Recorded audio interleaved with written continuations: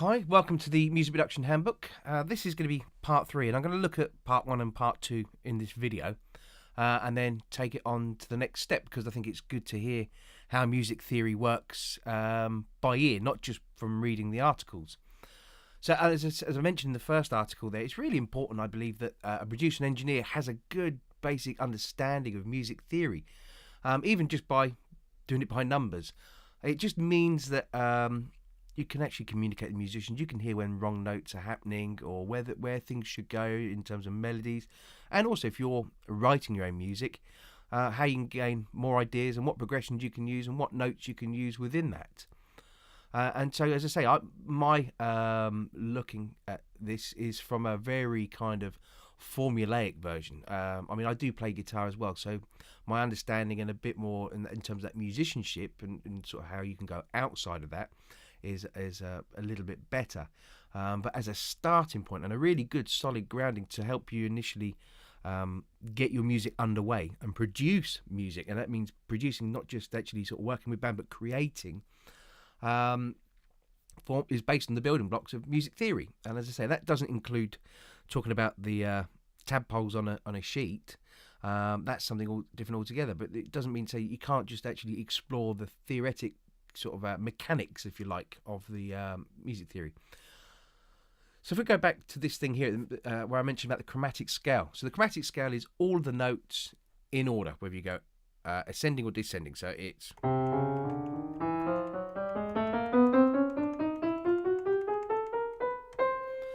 so that's over sort of 2 octaves, and that's basically the white notes and the black notes going up, and it's the same going down. Now this is obviously across a piano as well, as much as 88 keys. There's some other things you'll notice about these, about the music in terms of as well on a piano, the notes, is that you've got what we call, and if you look at the screen here, we've got this D flat and C sharp. They are known as enharmonic notes. They have 2 meanings essentially, and it depends on the key that you're in. So we've got here C sharp or D flat. Now later on, when you get into actually working out the notes in the scale, you'll see why they have those 2 names. And you'll also notice there's no E sharp or B sharp. Now we won't get into the reasons why now, because that's not what it's about. It's about just getting into how we can start making chords and stuff. The first thing we need to know as well is about distances. So the distances between 2 notes. So if we take from C to C sharp, that is known as a semitone, because it's the distance travelled from one note to the other. So if we go from C to C sharp, it means I've moved 1 note. And I don't count the first note that I'm playing, the root, that be the C.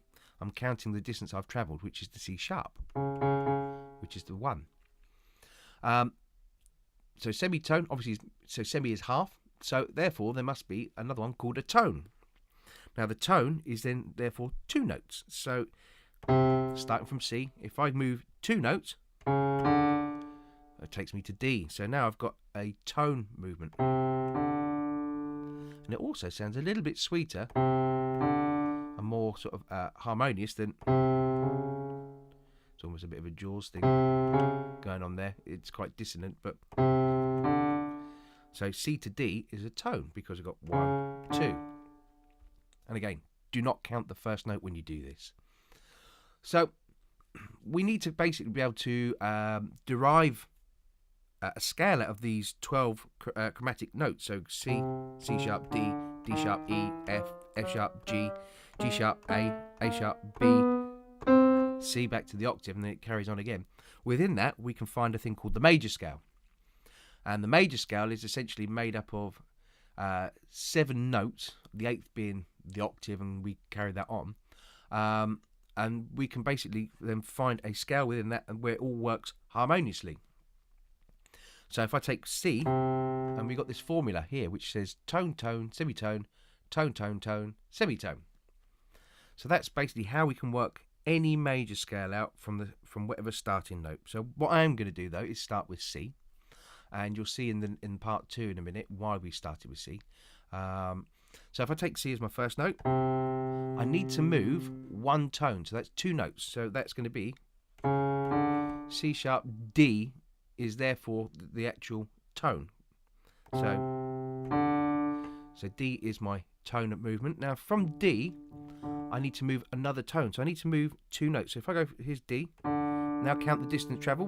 1, 2. That takes me to E. If I move from E, I need to go a semitone now. So that's 1 note difference. So here's E. So that's F. Okay, so I've moved from E to F, and we can see that there at the bottom there on the with the green highlighted there. Now from F, I need to move another tone.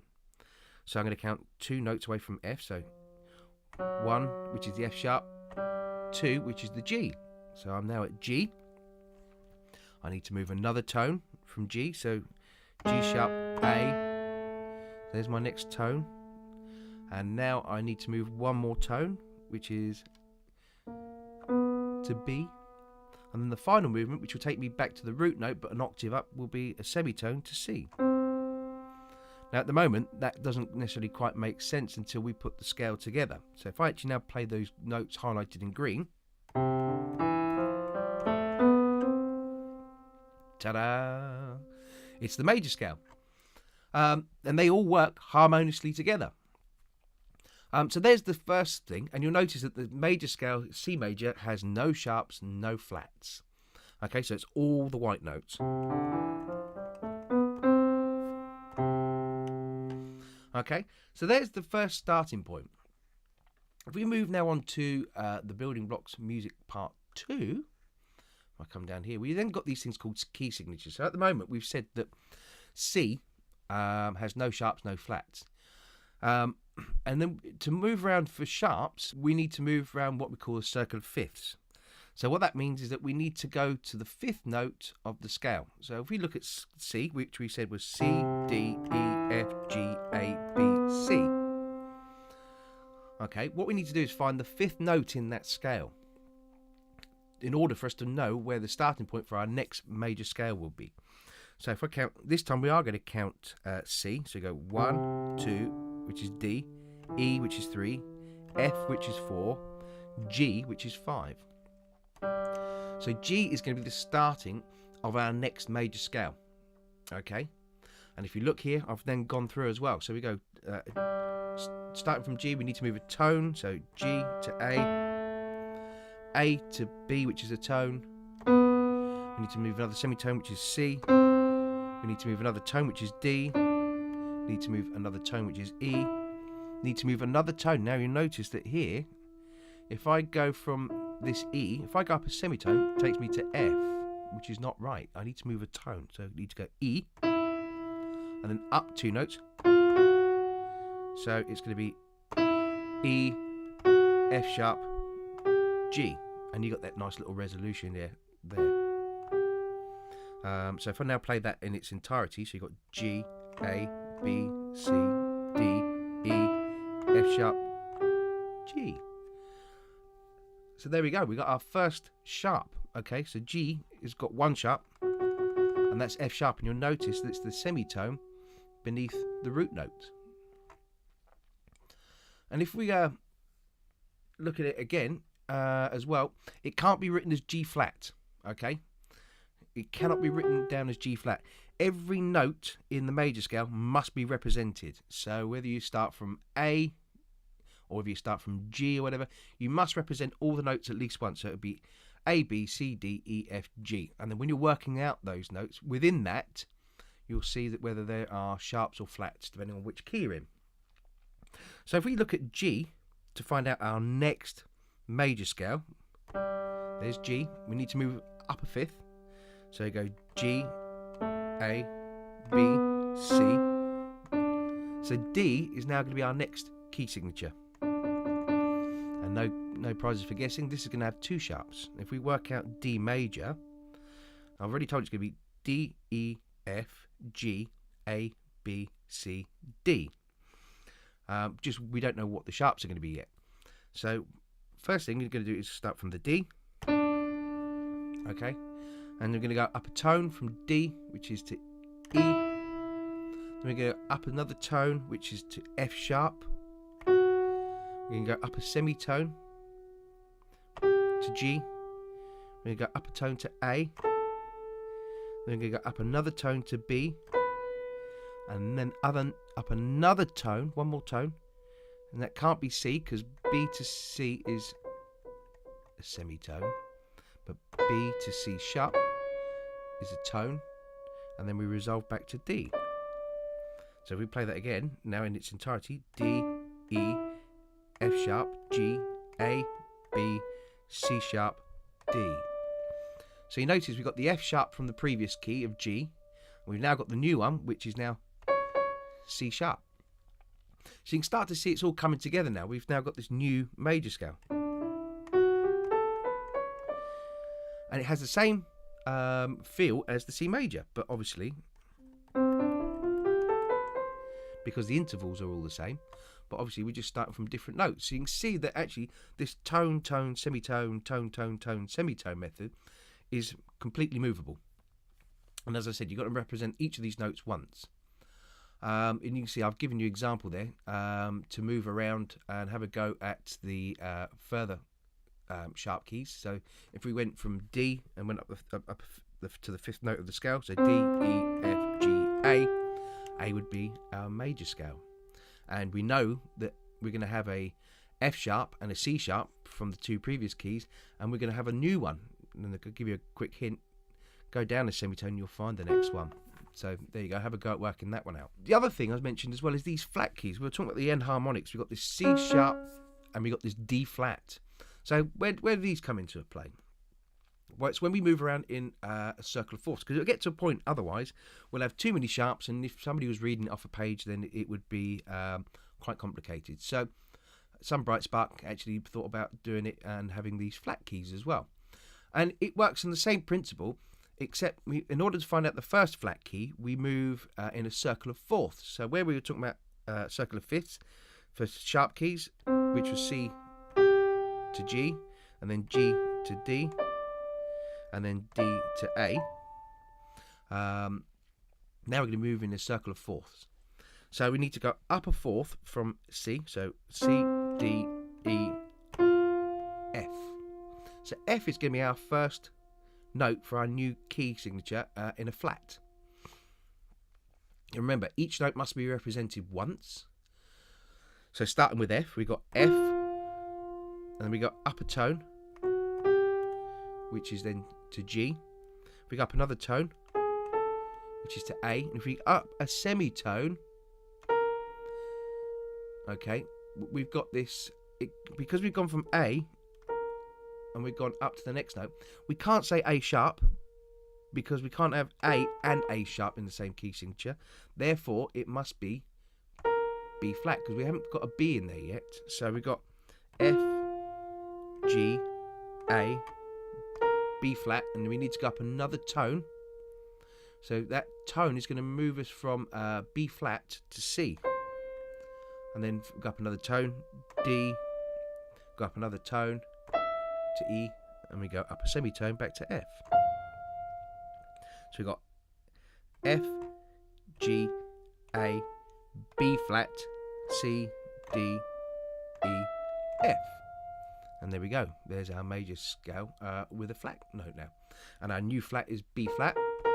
And if we count it from F, go up a fourth. 1, 2, 3, 4. Well, that B flat that we've just introduced, that's the starting point of our new key. So we go from B flat, go up a tone to C, go up a tone to D, go up a semitone to E flat. So you got so we start that again just so you can hear it. E flat, F, G, A, B flat.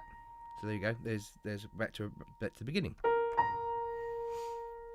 So you start to see how it's taking place. Then our next flat key would be from E flat. So you've kind of heard it, and I've given you kind of the answers if you want to have a go at kind of working those out and see how it all comes together. You can follow all of that. So why do we need to know these? Because the next step in this is going to be about producing chords. All right. So I'm going to jump into Logic here.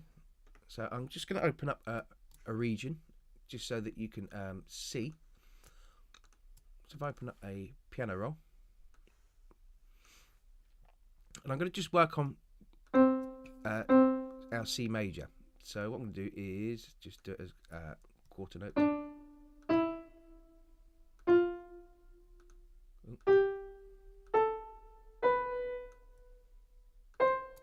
So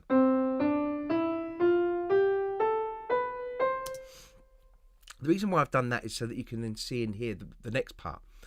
We now got C, D, E, F, G, A, B, and back to C. Now within all of this, we can actually work out the chords so that we can actually create what we call a diatonic harmony. And the way to do this is by working on a thing called triads. Now triad is basically a 3-note chord. It's most basic. And it will involve a root, a third, and a fifth. And we won't get into the details of essentially yet, but the crucial note in all of this is going to be the third, because it will dictate whether a chord is major or minor in its tonality. Here's my root note, C, and I'm going to go up. I'm going to count this as the first note. Here's my root, 1, and I need to find the third. So the third is the third note in the scale. So 1, 2, 3. So that's going to give me an E. I'm going to copy that E and place it above the C. And now I need to go and find the fifth. So I go 1, 2, 3, 4, 5. So there's the G. So now if I play those notes there, that makes a C major. It makes quite a pleasing sound. There you go. So based on that kind of rule of going 1, 3, 5, if I treat this one out as 1, so here you go, 1, 2, 3. So this note of F, if I copy that, and if I go 1, 2, 3, 4, 5, that's A. So I can actually just draw that in quickly there.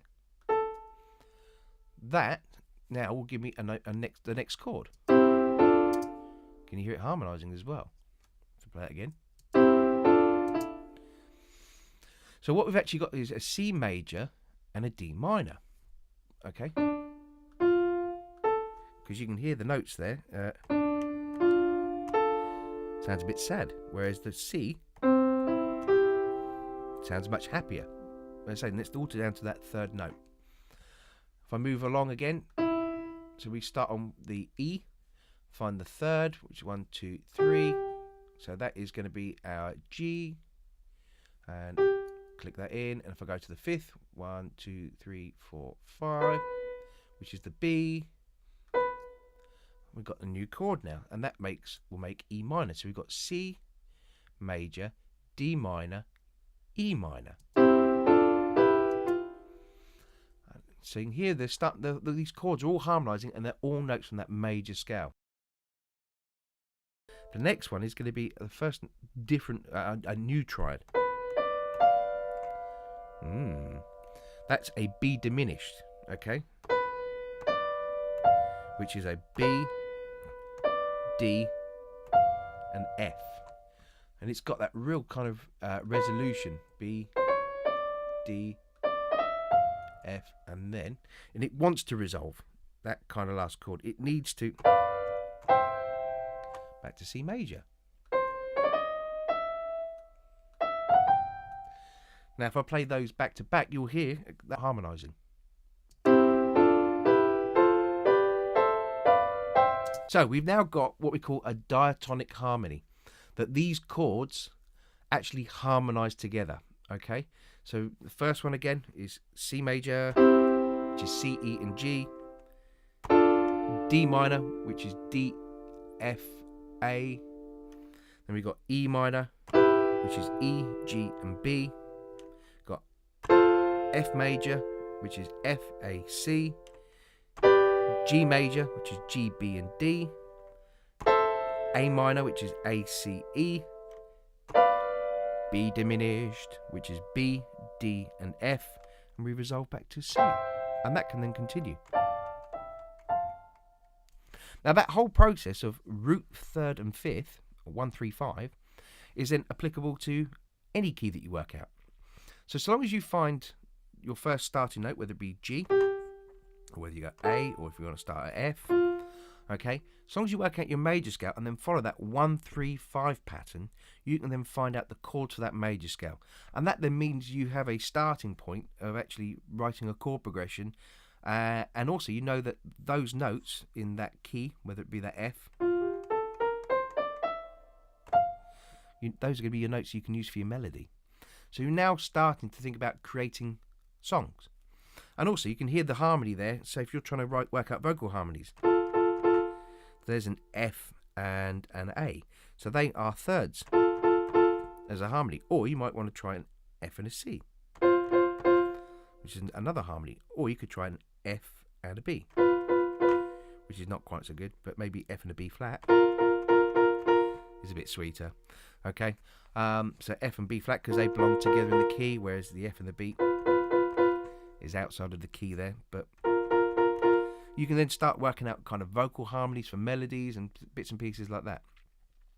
So there you go, how to construct chords from using the major scale. Thank you very much. Please share the video, and also please like the Facebook page, which has been put up at the bottom there. And I will see you soon, where we'll be discussing about rhythm and how to use chords rhythmically. Cheers.